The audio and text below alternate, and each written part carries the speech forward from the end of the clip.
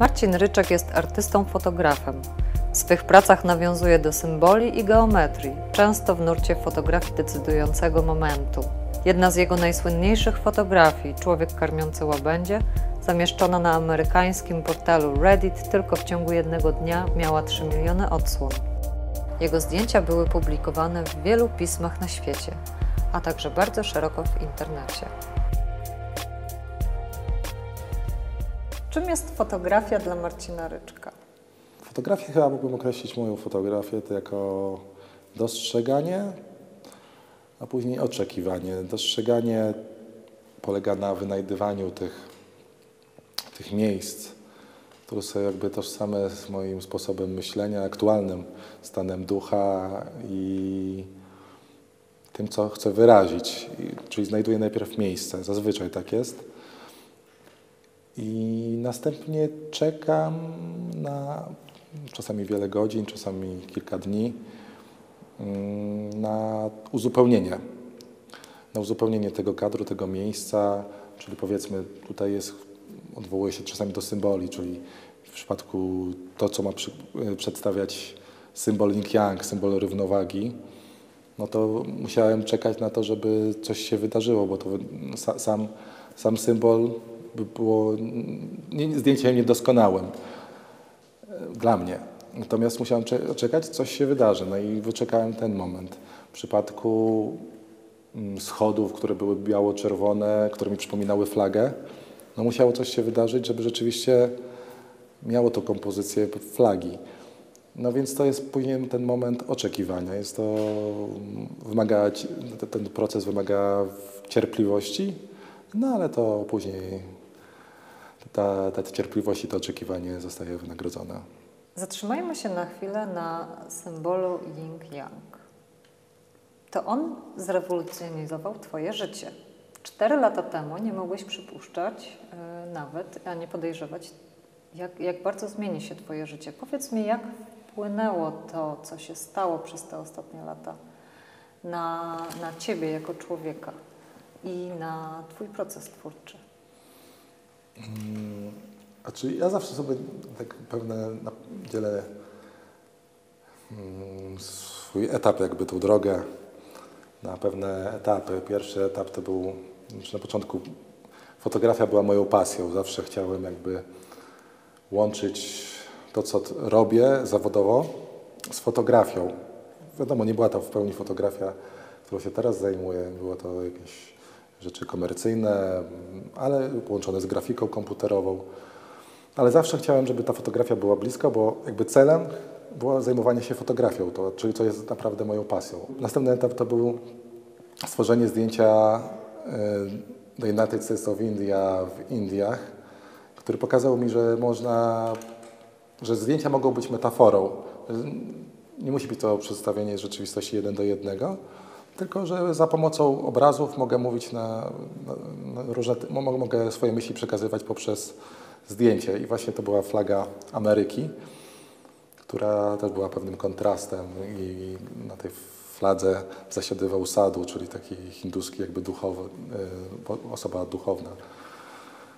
No i później, kiedy był ten moment właśnie, o którym mówisz, równowagi. Równowaga po prostu jakby poczułem w pewnym momencie, że równowaga jakby jest we mnie. Że to jest taki etap w życiu, że jest dobrze, jest źle, ale jest jakiś moment równowagi w moim życiu. I nie myślałem wtedy o Yin-Yang. Ten symbol nie był w mojej głowie, tylko był plus i minus. I chciałem stworzyć takie zdjęcie i szukałem, chodziłem. I myślałem właśnie o tym plusie i minusie, jak go zobrazować.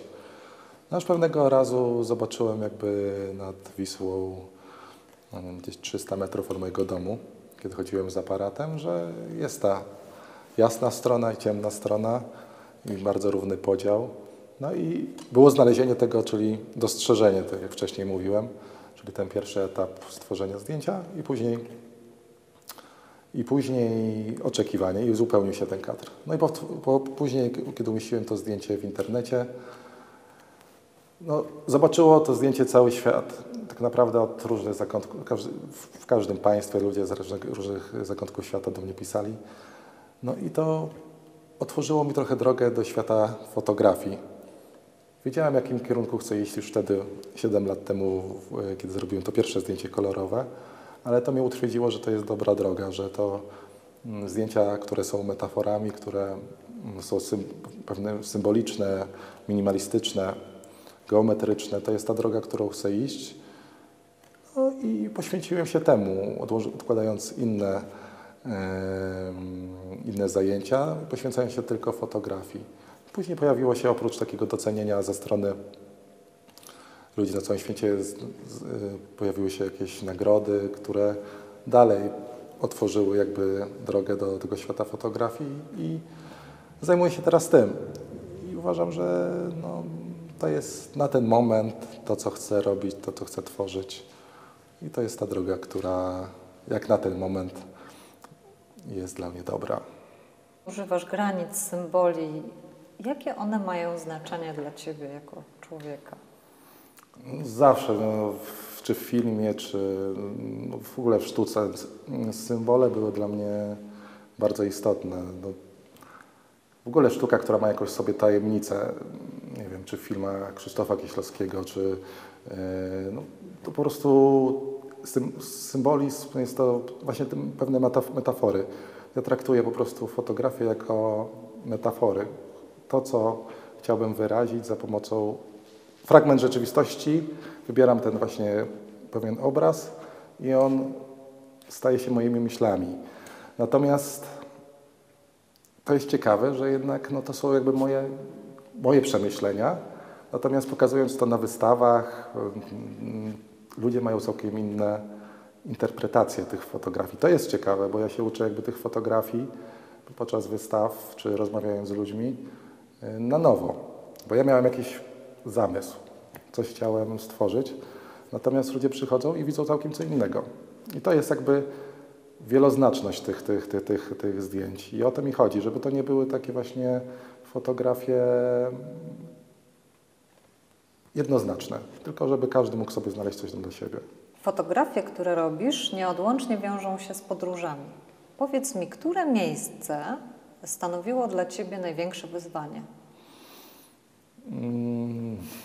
Każde miejsce jest inne. No, osobiście, nawet nie fotograficznie, takim moim miejscem ulubionym, do którego chcę wracać, to są Indie. Natomiast patrząc z perspektywy fotografii, którą tworzę, no Indie są bardzo trudne, ponieważ nie są tak...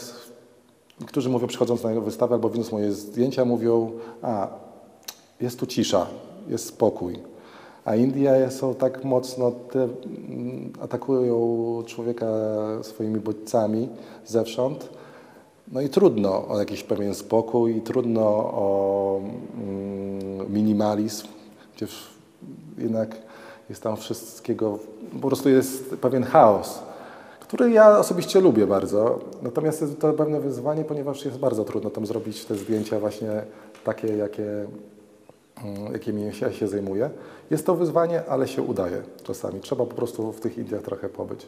Natomiast na pewno takim sprzyjającym miejscem do robienia takich zdjęć, jakimi się zajmuję, jest Japonia na przykład, bo czuć tą ciszę, czuć ten minimalizm właśnie w tym państwie. Natomiast osobiście uważam, że Polska jest jakby bardzo dobrym miejscem do robienia w ogóle każdych zdjęć, ale myślę, że jest ciekawym i trochę jeszcze nieodkrytym. Właśnie ja na przykład myślę teraz jakby o następnych zdjęciach skierowanych właśnie, chciałbym stworzyć trochę tych fotografii tutaj właśnie w Polsce. No, wiele z nich powstało właśnie tutaj. Czy właśnie to zdjęcie, które jest najbardziej popularne, powstało 300 metrów od mojego domu, więc czasami nie trzeba bardzo daleko szukać, żeby coś znaleźć. Myślę, że trzeba po prostu być jakby otwartym, tak mi się zdaje, otwartym na całą tą rzeczywistość. Które zdjęcie najbardziej zaskoczyło Ciebie, poruszyło Ciebie, jeśli chodzi o jego efekt lub proces powstawania? Każda fotografia ma jakby odrębną historię. Wiąże się z jakimiś przeżyciami. Zdjęcie, które w jakiś sposób, sytuacja, która mnie dotknęła Podczas zwiedzania Hiroshimy w Japonii byłem w muzeum i właśnie muzeum, które poświęcone było właśnie tej katastrofie zbombardowania właśnie Hiroshimy. No było to mocne przeżycie. I obok muzeum znajduje się pomnik dziewczynki.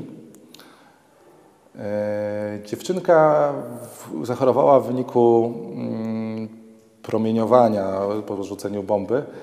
I dziewczynka, Japończycy wierzą w to, że składając origami 1000 żurawi, przyniesie im to szczęście. W przypadku tej dziewczynki myślała, że odzyska zdrowie. Niestety zmarła, stworzyła aż ponad 600 tych żurawi. No i w ramach jakiejś solidarności, to była wzruszająca sytuacja, powstał ten pomnik. I obecnie dzieci z całego świata przyjeżdżają tam, składając w tym miejscu żurawie. Czasami dzieci właśnie przywożą po 1000 tych żurawi, zostawiając przy tym pomniku. Następny dzień właśnie, jeszcze dalej zwiedzając Hiroshimę, zrobiłem właśnie to zdjęcie, ponieważ widziałem jakby z oddali, widziałem właśnie miasto Hiroshima, bloki, które już powstały, jak miasto zostało odbudowane i zobaczyłem właśnie żurawie, które właśnie na tle tych bloków fruwały i pomyślałem tak, no to jest jakby zdjęcie, które uzupełnia całą tą historię. Jest to symbol właśnie odnowy, szczęścia, czyli Hiroshima została odbudowana. I ten właśnie żuraw jeszcze stanął w taki sposób, że na tle falochronu, który jest na tym zdjęciu, wygląda jak czarna, gruba linia, no, czym też się posługuje jakby w fotografii, czyli tymi liniami. No i wszystko jakby się uzupełniło. To zdjęcie w jakiś sposób, może ta sytuacja była taka dosyć dla mnie mocna, natomiast każde inne zdjęcie ma swoją historię i czy to zdjęcie zrobione właśnie na Ukrainie, w Kijowie, na Majdanie, czy zdjęcie właśnie człowiek karmiący łabędzie, czy ostatnie zdjęcia zrobione w Indiach dotyczące przemyśleń związanych aktualnym stanem rzeczy u nas na świecie, związane z emigracją. Są to pewne jakieś moje przemyślenia i staram się je przedstawiać na fotografiach. Wróćmy na chwilę do tej fotografii żurawia. Jak długo musiałeś czekać, żeby żuraw ustawił się w taki, a nie inny sposób? To było z dwie godziny. Często to jest tak właśnie, że mamy w ten czas, kiedy ja gdzieś jadąc, powiedzmy, zwiedzać poszczególne państwa, no, poświęcam to na fotografię, że powiedzmy czasami całe dnie stoję w jednym miejscu, zamiast zwiedzać popularne zabytki, czy to w Japonii, czy w Indiach. No ale to daje mi niesamowitą satysfakcję. Tam akurat 2 godziny, około 2 godzin stałem praktycznie po pas w wodzie, w spodniach, bo miałem akurat takie lniane spodnie. No i robiąc to zdjęcie, ustawiała się za mną grupa Japończyków, którzy zastanawiali się, po pierwsze rzucałem się bardzo nam w oczy, bo mam 2 metry, a Japończycy no, są znacznie niżsi i no, wzbudzałem jakby sensację, a to jeszcze stojące w wodzie, gdzie się ludzie dookoła nie kąpią, bo to nie była pora akurat. No i robili mi zdjęcia, ja robiłem zdjęcia, czekałem na odpowiedni moment, a cała grupa, jeszcze znając upodobanie Japończyków do robienia zdjęć, robili mi zdjęcie, więc to była też taka zabawna sytuacja, mimo tego, że pewnych jakichś takich doznań związanych właśnie z tym, co mówiłem wcześniej, ale też była zabawna, ponieważ ci ludzie, Japończycy, no, tworzyli, zastanawiam się, na ilu zdjęciach aktualnie znajduje się moja postać na tle Hiroshimy, bo też sporo tych Japończyków zrobiło to zdjęcie. A to pomogło Ci w koncentracji, czy odwrotnie? Przeszkadzało, jak oni Ciebie fotografowali? Nie miało to znaczenia, bo jak robię zdjęcie, no, to wtedy koncentruję się na tym, co dla mnie jest ważne. Wiadomo, dostrzegałem, co tam się dzieje z tyłu, ale nie rozpraszało mnie, bo wtedy jestem właśnie w takim jakby transie tworzenia i nic mi wtedy nie przeszkadza. Jest to takie swoiste uczucie. Jeszcze i fakt, kiedy uda się zrobić to zdjęcie, no to jest taka wielka radość. No to wtedy to jest taki specyficzny stan, że udało się. Wyczekałem tego momentu. No to tak właśnie czeka się kilka godzin, czasami kilka dni, aż widzi się efekt na tym jednym obrazie, więc to jest satysfakcja wtedy. Czyli dopóki nie osiągniesz celu, czyli tego efektu, wracasz w to miejsce i czekasz. Staram, chyba że po pewnym czasie stwierdzam, że jednak to jest nie to. Ale raczej, jeżeli jestem przekonany, że się nie pomyliłem i rzeczywiście to miejsce, które sobie wybrałem, jest tym miejscem, na którym należy czekać, to tak, to robię aż do skutku. Jednym z moich ulubionych zdjęć jest zdjęcie Secret Window. Jest bardzo baśniowe. Jak ono powstało? Zdjęcie zrobione zostało w Krakowie? Nie, to z kolei zostało zrobione w moim miejscu, gdzie się urodziłem, w mieście w Lublinie. I też chodząc po Starym Mieście, no zauważyłem nagle okno, które przesuwało się wraz z zmieniającym się porą dnia. No i stałem tam chyba z 1,5 godziny, no i już praktycznie to okno miało zaraz zniknąć z tej ściany, ponieważ słońce się przesuwało, znaczy już powoli robił się wieczór. I no, oczekiwałem decydujący moment. No i w ostatnim momencie, w ostatniej chwili, kiedy jeszcze to okno mogło być na tej murze, na tej ścianie pojawił się gołąb. No i złapałem ten moment i powstało to właśnie zdjęcie. Ten gołąb tak pięknie rozłożył skrzydła, że jak ktoś się dobrze nie przyglądnie temu zdjęciu, to myśli, że to jest motyl, bo spotkałam się też z taką opinią. Wielokrotnie ludzie myślą, tak? że tak. No właśnie. Wystawiając niedawno właśnie, mając wystawę, nawet kiedy już było na ścianie, jedna osoba mi powiedziała, jak taki duży motyl, jakoś tak, nawet już widząc to na ścianie, nagle myślę, że to jest motyl właśnie. No.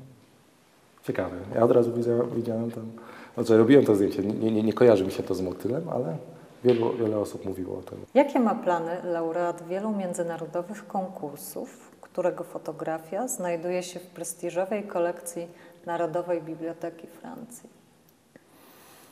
Znaczy ja myślę w aktualnym czasie to, co tak naprawdę w danym momencie czuję, co mi sprawia jakby radość. Na ten moment radość mi sprawiają zdjęcia właśnie te minimalistyczne, symboliczne i na razie będę je robił i po prostu tworzył te zdjęcia do momentu, kiedy stwierdzę, robię coś nowego. To jest jakby, nie planuję nie wychodzę zbyt daleko w przyszłość, natomiast właśnie skupiam się na tym, tworzyć zdjęcia. Mam teraz właśnie wolność, że mogę robić te zdjęcia, nie zajmuję się, postawiłem na fotografię i fotografią się zajmuję i to jest jakby główny mój cel. Zarówno jakby praca jest moją pasją, więc na tym się skupiam, a samo to przyjdzie. Ja myślę tworzyć zdjęcia właśnie w tym stylu, który sprawia mi największą radość.